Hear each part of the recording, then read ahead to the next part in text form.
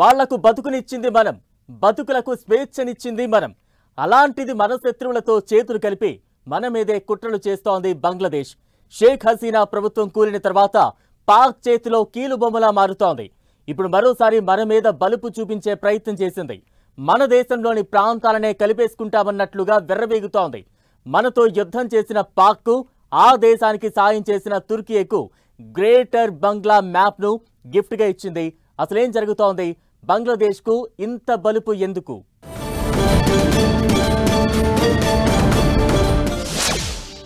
మళ్ళీ బలుపు చూపిస్తున్న బంగ్లాదేశ్. మరోసారి తెరపైకి గ్రేటర్ బంగ్లాదేశ్ వివాదం. నిన్న పాక్, నేడు తుర్కీయకు మ్యాప్ బహూకరణ. అసలేంటి గ్రేటర్ బంగ్లాదేశ్ కాంట్రవర్సీ? మన ప్రాంతాలను కలుపుకునే దమ్ము బంగ్లాకు ఉందా? పాక్ తుర్కీయతో కలిసి ఏదైనా కుట్ర చేస్తోందా? బంగ్లాకు బుద్ధి చెప్పాల్సిన టైం వచ్చేసిందా? బంగ్లా బలుపు వేషాలకు మోదీ సర్కార్ ఆన్సర్ ఏంటి?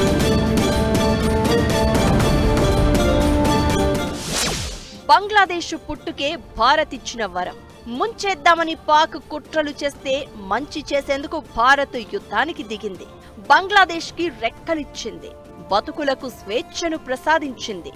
ఇది బంగ్లా బతుకు. అలాంటి దేశం ఇప్పుడు భారత్తో కుప్పిగంతులు వేసే ప్రయత్నం చేస్తోంది. పాక్తో చేతులు కలిపి కుట్రలు చేసేందుకు రెడీ అవుతున్నట్లు కనిపిస్తోంది. గ్రేటర్ బంగ్లాదేశ్ వివాదం కూడా అలాంటిదే. ఇదిప్పుడు కలకలం రేపుతోంది. బంగ్లాదేశ్ తాత్కాలిక ప్రధాని మహ్మద్ యూనస్ మరోసారి మ్యాప్ వివాదాన్ని రాజేశారు.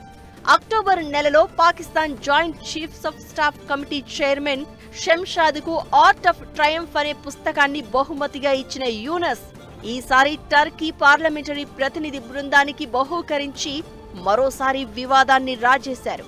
ఈ పుస్తకం గ్రేటర్ బంగ్లాదేశ్ ఉద్దేశాన్ని తెలుపుతోంది. ఇదే ఇప్పుడు హాట్ టాపిక్ అవుతోంది. బంగ్లాదేశ్ బలుపుకు అద్దం పడుతోంది.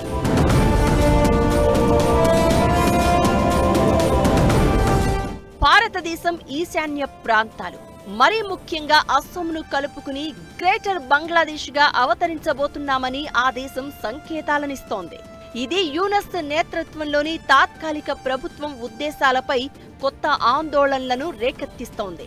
నవంబర్ 3న మెహ్మెట్ అకిఫ్ ఇల్మాజ్ నేతృత్వంలోని 5 సభ్యుల తుర్కియా పార్లమెంటరీ ప్రతినిధి బృందం ఢాకాను పర్యటించింది. ఆ టీంకు ఆర్ట్ ఆఫ్ ట్రయంఫ్ పుస్తకాన్ని యూనస్ బహుమతిగా ఇచ్చాడు. ఈ పుస్తకంలో షేక్ హసీనా ప్రభుత్వాన్ని కూలదోసిన నిరసనల సమయంలో చోటు చేసుకున్న ఘటనలు, ఆ తర్వాత విద్యార్థులు, యువత గీసిన గ్రాఫిటీ గురించి రచించినట్లు తెలుస్తోంది.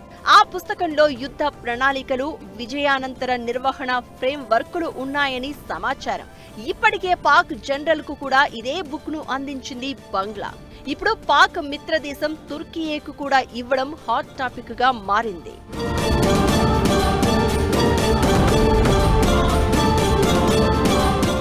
గ్రేటర్ బంగ్లాదేశ్ అంటూ యూనస్ ప్రభుత్వం చూపిస్తున్న బలుపు రెచ్చగొట్టడానికి మాత్రమే కాదని, ఇదో సంకేతం అన్నట్లుగా ఇంటెలిజెన్స్ వర్గాలు హెచ్చరిస్తున్నాయి.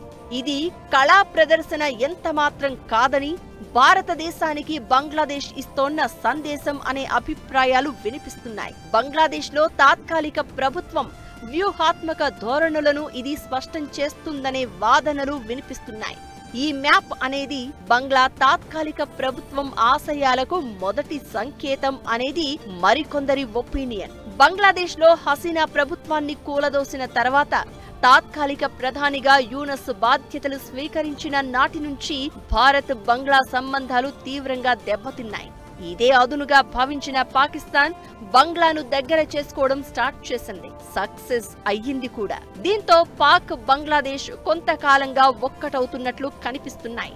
ఈ రెండు దేశాలు కలిసి భారత్ను అడ్డుకునేందుకు పావులు కదుపుతున్నాయి. ఇప్పుడు ఏకంగా ఓ అడుగు ముందుకు వేసి గ్రేటర్ బంగ్లా మ్యాప్ను తీసుకువచ్చింది. బ్రిటిష్ పరిపాలించడం మొదలుపెట్టిన భారతదేశం కలకటాని స్టార్ట్ చేశారు. 1700లో బెంగాల్ ప్రెసిడెన్సీ అని పెట్టారు.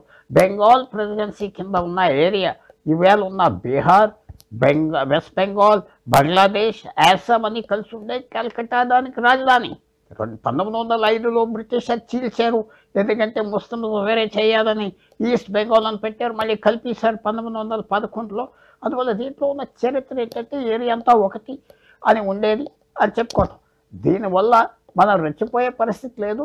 కానీ బంగ్లాదేశ్ తాత్కాలిక ప్రెసిడెంట్ అనవసరంగా భారతదేశానికి పూర్వం అంతా తీసుకొచ్చి జ్ఞాపకం చేసి ఏదో పెద్ద అర్థం చేసేటట్టుగా మేమంతా కలిసి ఇవన్నీ మేము ఆక్రమిస్తామని చెప్పిన అర్థాలు వస్తున్నాయంటే వాళ్ళకి ప్రమాదం. భారత్ శత్రు దేశాలకు బంగ్లాదేశ్ నెమ్మదిగా దగ్గరవుతున్నట్లు కనిపిస్తోంది. పహల్గాం ఘటన తర్వాత భారత్ పాక్ మధ్య తీవ్ర ఉద్రిక్తతలు నెలకొన్నాయి. 3 రోజుల యుద్ధంలో పాక్కు తుర్కీయే అండగా నిలిచింది, భారీగా ఆయుధాలు అందించింది. ఒక రకంగా పాక్తో పాటు తుర్కీయేతోనూ భారత్ యుద్ధం చేసినట్లే.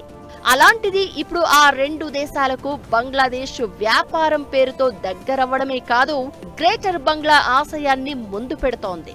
ఇది ఆర్టులా చూసే వ్యవహారం కాదు, మన శత్రువులతో కలిసి బంగ్లాదేశ్ చేస్తున్న భారీ కుట్రగానే చూడాలి అనే అభిప్రాయాలు వినిపిస్తున్నాయి.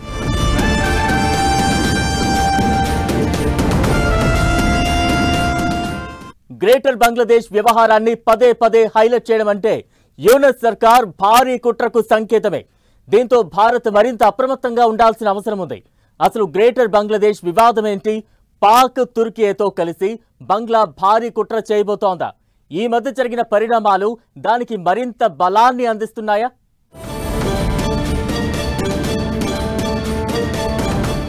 సాయం చేసిన చేతినే కాటేసేందుకు బంగ్లాదేశ్ సిద్ధమవుతున్నట్లు కనిపిస్తోంది.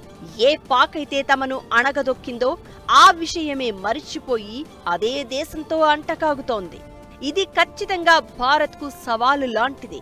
ఓవైపు పాక్, మరోవైపు చైనా, ఇప్పుడు ఇంకోవైపు బంగ్లాదేశ్. భద్రతా కోణంలో భారత్కు కొత్త తలనొప్పులు ఖాయంగా కనిపిస్తోంది. దీంతో ప్రభుత్వం మరింత అప్రమత్తంగా ఉండాల్సిన అవసరం ఉంది. అయితే ఇప్పుడు గ్రేటర్ బంగ్లాదేశ్ వివాదాన్ని మళ్లీ తెర మీదకు తీసుకువస్తున్నారు. నిజానికి ఇదో ఊహాజనిత భావన. బంగ్లాదేశ్లో అతివాద సుల్తానతియే బంగ్లా లాంటి గ్రూపులు దీన్ని ప్రచారంలోకి తీసుకువస్తున్నాయి. ఇది పాత బెంగాల్ సుల్తానేట్ ప్రాంతాలను అఖండ బంగ్లా తరహాలో ఏకీకరణ చేయాలనే వాదన. ఇప్పుడు ఆ మ్యాప్లో చూపించినట్లు ఈశాన్య భారత్లోని ప్రాంతాలు అంటే అస్సోం, త్రిపుర, మేఘాలయ, మిజోరం, అరుణాచల్ ప్రదేశ్, నాగాలాండ్, మణిపూర్ మాత్రమే కాదు, పశ్చిమ బెంగాల్, బీహార్, జార్ఖండ్, ఒడిశాలోని కొన్ని భాగాలు వస్తాయట. బంగ్లాదేశ్కు అంత సీన్ ఉందా లేదా అన్న సంగతి ఎలా ఉన్నా మన శత్రువులతో కలిసి భారత్ను ఖచ్చితంగా ఇబ్బంది పెట్టే ప్రయత్నం జరగొచ్చు అనే అభిప్రాయాలు వినిపిస్తున్నాయి.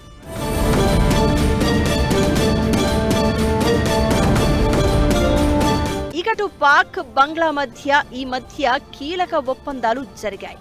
ఢాకాలోని ఎంబసీ కార్యాలయంలో ఐఎస్ఐ యూనిట్ ఏర్పాటుకు యూనస్ సర్కార్ అంగీకరించింది అనే ప్రచారం కూడా నడుస్తోంది. నిజానికి భారత్ను ఇబ్బంది పెట్టేందుకు బంగ్లాదేశ్లోని కొన్ని వ్యూహాత్మక ప్రాంతాల్లో ఉనికి చాటుకోవాలని ఐఎస్ఐ ఎప్పటి నుంచో ప్రయత్నాలు చేస్తోంది. కాక్స్ బజార్, ఉఖియా, టెక్నాఫ్, మౌల్వీ బజార్, హబీగంజ్, షెర్పూర్లో చెయ్యని ప్రయత్నాలు లేవు. 1971లో బంగ్లాదేశ్ ఏర్పాటుకు ముందు ఈ ప్రాంతాల్లో పాక్ సైన్యం ఉనికి ఉండేది. అవి అప్పట్లో తూర్పు పాకిస్తాన్లో భాగంగా ఉండేవి. ఇది భారత్కు సవాళ్లు క్రియేట్ చేసింది. ఇప్పుడు నాగాలాండ్, మిజోరం లాంటి ఈశాన్య రాష్ట్రాల్లో అప్పట్లో తిరుగుబాటుదారులకు పాక్ సైన్యం మద్దతుగా నిలిచేది. ఇప్పుడు ఐఎస్ఐ యూనిట్ బంగ్లాలో ఏర్పాటు జరిగితే ఆ ప్రాంతాలపై పాక్ మళ్లీ పట్టు సాధించే అవకాశం ఉంటుందనే ప్రచారం నడుస్తున్న వేళ అదే ప్రాంతాలను కలుపుతూ గ్రేటర్ బంగ్లాదేశ్ నినాదాన్ని యూనస్ సర్కారు తెర మీదకు తీసుకురావడం కొత్త టెన్షన్ రేపుతోంది. పాక్, తుర్కీయేకు గ్రేటర్ బంగ్లా చిత్రపటాన్ని యూనస్ బహూకరించడాన్ని అంత ఈజీగా తీసుకునే పరిస్థితి లేదనే వాదనలు వినిపిస్తున్నాయి.